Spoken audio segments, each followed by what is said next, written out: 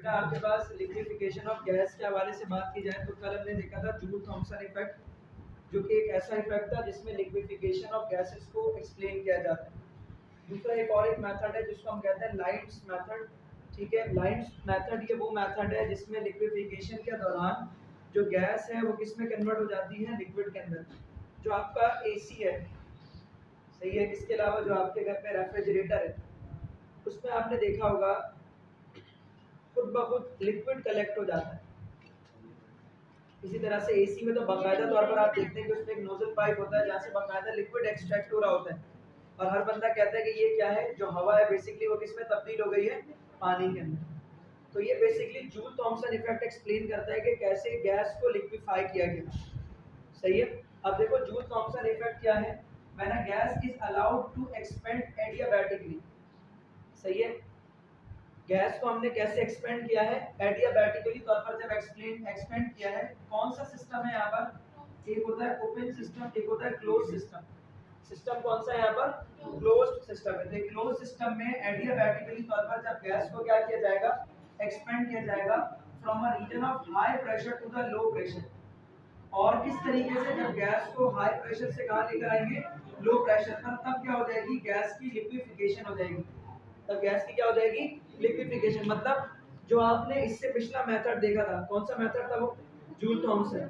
Joule Thompson में क्या था, अगेन हाई प्रेशर से गैस कहाँ आ रही थी, लो प्रेशर की तरफ, ऐसे ही था। और टेम्परेचर गैस का क्या हो रहा था, डिक्रीज हो रहा था। ठीक है, लेकिन फिर वो क्या कर रहा था, अपने इन्वायरमेंट से टेम्परेचर को एब्जॉर्ब कर रहा था, और एब्जॉर्ब करके अपने आप को दोबारा से अपना टेम्परेचर क्या कर ले रहा था, रेज कर ले रहा था। तो वो ओपन इन्वायरमेंट में नोजल से पास आउट होने के बाद गैस को हमने कहाँ छोड़ दिया था, ओपन इन्वायरमेंट के अंदर। इधर हमने गैस को नोजल से पास आउट होने के बाद ओपन इन्वायरमेंट में नहीं छोड़ना, कहाँ रखना है उसको, क्लोज सिस्टम में।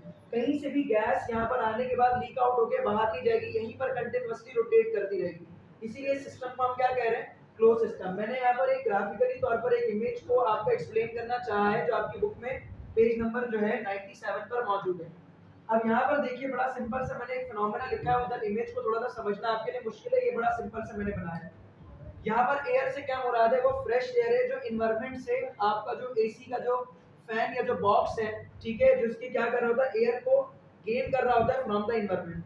तो एयर कहाँ पर लाया जाता है, कंप्रेसर में। सही है, इन्वायरमेंट से एयर कहाँ लाई जाएगी, कंप्रेसर में। कंप्रेसर वो जगह है जो कि हाईली तौर पर कंप्रेस कर दे रहा है गैस को।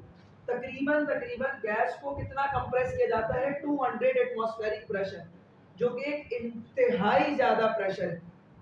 और जब भी गैस को इंतहाई ज्यादा प्रेशर पर कंप्रेस किया जाता है, इस प्रोसेस के दौरान ऑटोमेटिकली तौर पर, क्योंकि प्रोसेस कैसा है, एडियाबैटिक प्रोसेस के अंदर जब आप गैस को बहुत ज्यादा कंप्रेस करते हैं तो कंप्रेशन के नतीजे में गैसेस के अंदर थोड़ी सी हीट एनर्जी जनरेट होती है, और वो हीट एनर्जी कहलाती है compressed heat energy of a gas. सही है, यहाँ पर हमने थोड़ा बहुत गैस को कंप्रेस नहीं किया, हमने सडनली और बहुत ज्यादा क्या किया, कंप्रेस किया गैस को। तो जब गैस को आप सडनली और बहुत ज्यादा कंप्रेस कर देते हो, बस एयर बाहर थी, उसका प्रेशर 1 एटीएम भी नहीं था, 1 एटीएम से भी कम था, आपने उसका कितना प्रेशर कर दिया, 200 एटमॉस्फेरिक प्रेशर। तो बस अचानक से आपने क्या कर दिया, गैस का प्रेशर एक्सीड कर दिया। और इस प्रोसेस के दौरान क्या होगा, हीट एनर्जी गैस में क्या हो जाएगी, जनरेट होगी। और ये हीट एनर्जी किस वजह से जनरेट हुई, because of the compression of gas at very high pressure. अब वो हीट एनर्जी जो कि गैस में कंप्रेस करने की वजह से जनरेट हुई है, हम उस हीट एनर्जी को निकालना चाहते हैं। हम उस हीट एनर्जी को क्या चाहते हैं, निकालना चाहते हैं। अब इसको निकालने के लिए हमने इसको पास किया है रेफ्रिजरेटर से। क्या से पास करेंगे, रेफ्रिजरेटर से। रेफ्रिजरेटर का टेम्परेचर इस तरह से सेट करेंगे कि वो उतना ही गैस को ठंडा कर दे जितना कि वो यहाँ पर गर्म हो गई। मतलब कंप्रेशन के नतीजे में जितना उसमें हीट एनर्जी ऐड हो गई, कंप्रेशन के नतीजे में जितनी वो एयर गर्म हो गई, उतना ही ठंडा उसको कहाँ पर कर दिया जाएगा, रेफ्रिजरेटर में। तो यहाँ पर हीट ऐड हो गई, मतलब गर्म हो गई गैस, यहाँ पर दोबारा से क्या हो गई, ठंडी हो गई गैस। तो ओवरऑल जो टेम्परेचर यहाँ पर गैस का बढ़ा, वो दोबारा से क्या हो गया, बैलेंस। लेकिन गैस क्या हो चुकी है, कंप्रेस। गैस क्या हो चुकी है, कंप्रेस। कंप्रेशन के साथ साथ हीट एनर्जी भी जनरेट हो रही थी, वो हीट एनर्जी हमने क्या कर दी, रिमूव कर दी। कैसे, रेफ्रिजरेटर से पास करके। रेफ्रिजरेटर का टेम्परेचर ऐसे सेट करेंगे जितनी हीट एनर्जी बढ़ी है वापस उतनी क्या हो जाए, कम हो जाए। आप देखें क्या होगा, गैस को हमने कॉइल ट्यूब से पास किया है। आपने देखा होगा आपके फ्रिज के पीछे कॉइल लगी होती है, उन कॉइलिंग से किसको पास किया जा रहा होता है? गैस को पास किया जा रहा होता है। और फिर ले जा करके फाइनली एक नोजल एरिया है, एक पॉइंट है, बारीक सा एक ओपनिंग है, उसके जरिए से हम गैस को क्या कर देंगे? ओपन कर देंगे। इंपॉर्टेंट क्या है यहाँ पर देखिए, प्रेशर कितना है? 1 एटमॉस्फेयर। कितना रखा है बेटा हमने इस जगह का प्रेशर? 1 एटमॉस्फेयर। और इसका नाम हमने दिया है एक्सपेंशन चैम्बर। क्यों कहा हमने इसका expansion chamber? As we all know कि प्रेशर बढ़ाने से गैस कंप्रेस होती है और प्रेशर कम करने से गैस क्या होती है? एक्सपेंड होती है।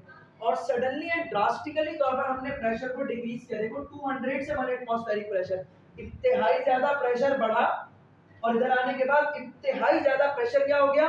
कम हो गया। तो जब सडनली गैस का प्रेशर हम क्या करते हैं? डिक्रीज, या सडनली गैस का प्रेशर क्या करते हैं? इंक्रीज, विदाउट हीट एनर्जी दिए हुए या विदाउट हीट एनर्जी लिए हुए, तो ऑटोमेटिकली तौर पर इस कंप्रेशन के दौरान या इस एक्सपेंशन के दौरान हीट एनर्जी बढ़ती है, या हीट एनर्जी गैस की क्या हो जाती है? कम हो जाती है। सडन कंप्रेस करने से हीट एनर्जी क्या हो गई? बढ़ गई। सडन एक्सपेंड करने से हीट एनर्जी क्या हो जाएगी? कम हो जाएगी।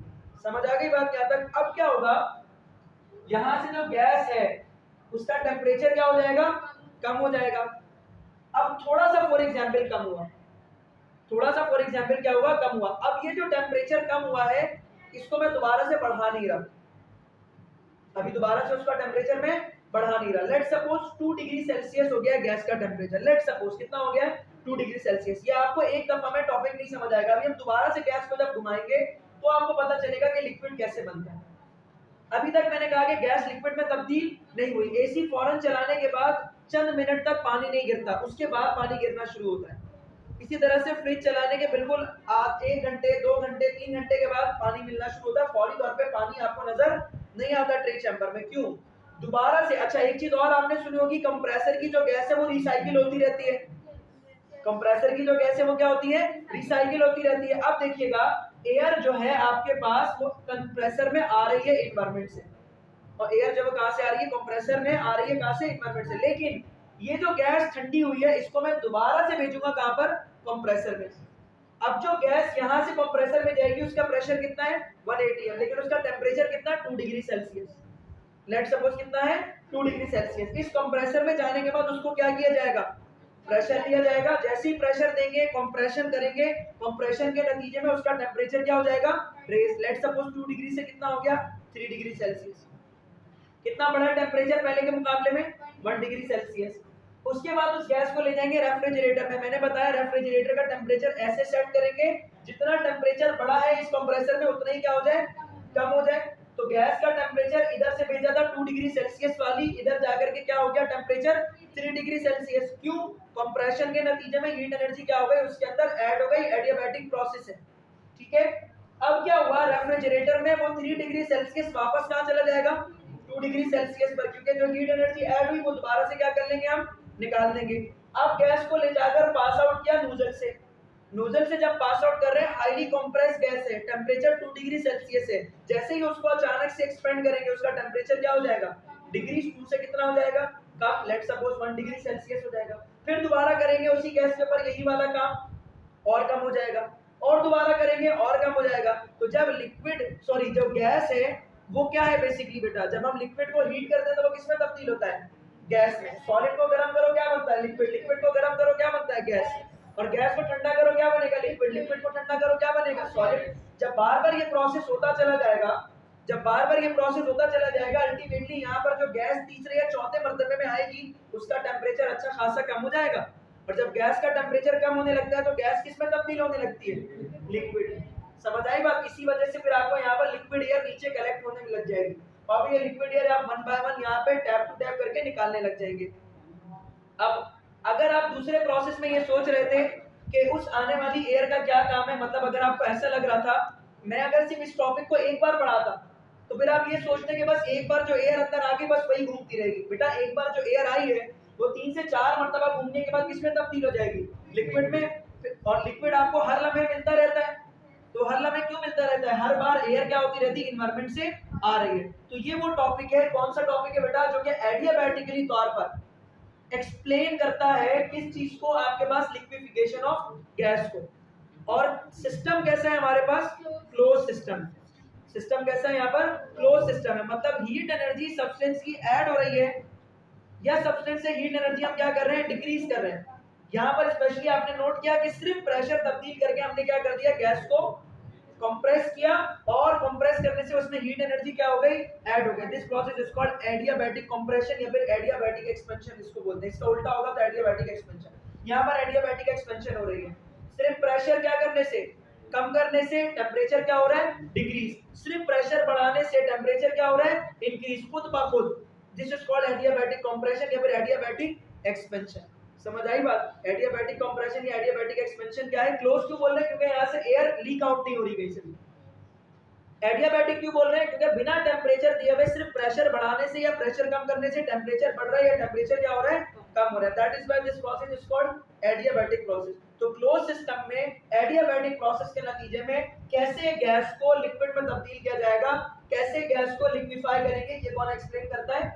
लाइन्स मेथड एक्सप्लेन करता है। लाइन्स जो साइंटिस्ट है जिसने इस मेथड को क्या किया है? एक्सप्लेन किया। अच्छा, कुछ जगहों पर रेफ्रिजरेटर नहीं है मेंशन, कुछ जगहों पर क्या मेंशन है कि हम एक गैस को एक ठंडे पानी के अंदर से गुजारेंगे।